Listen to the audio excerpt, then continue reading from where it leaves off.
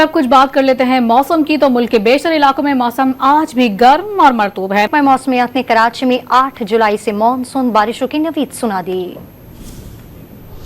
وفاقی دارالحکومت اسلام آباد اور جڑواں شہر راولپنڈی میں گرمی کی شدت میں اضافہ ہو گیا۔ بارش نہ ہونے سے شہری شدید پریشان ہے۔ لاہور میں گرمی اور حبس کی کیفیت میں اضافہ ہونے لگا۔ شہر کا درجہ حرارت صبح کے وقت 31 ڈگری سینٹی گریڈ ریکارڈ کیا گیا، جو دوپہر 2 بجے تک 39 ڈگری سینٹی گریڈ تک پہنچ سکتا ہے۔ محکمہ موسمیات نے داتا نگری میں 24 گھنٹوں کے دوران مزید بارش کی نوید سنا دی ہے۔ قصور میں موسلادھار بارش سے نشیبی علاقے زیر آب آ گئے۔ مری، گلیات، راولپنڈی، جہلم اور سیالکوٹ میں بھی بارش متوقع ہے۔ بہاولپور، لیا، بھکر، ڈیجی خان، ملتان اور خانوال میں آندھی کا خدشہ ہے۔ پشاور میں شدید گرمی اور حبس کا راج ہے۔ محکمہ موسمیات کے مطابق درجہ حرارت آج بھی 42 ڈگری سینٹی گریڈ کو چھوئے گا۔ خیبر پختونخوا میں سب سے زیادہ گرمی بنو اور ڈیرہ اسماعیل خان میں ہے، جہاں درجہ حرارت 44 ڈگری سینٹی گریڈ ریکارڈ کیا گیا ہے۔ محکمہ موسمیات نے بالاکوٹ، مانسہرہ، ایبٹ آباد اور بنیر میں چند مقامات پر بارش کا امکان ظاہر کیا ہے۔ آزاد کشمیر کے علاقے پلندری میں آندھی اور گرج چمک کے ساتھ بارش سے ندی نالوں میں طغیانی آ گئی۔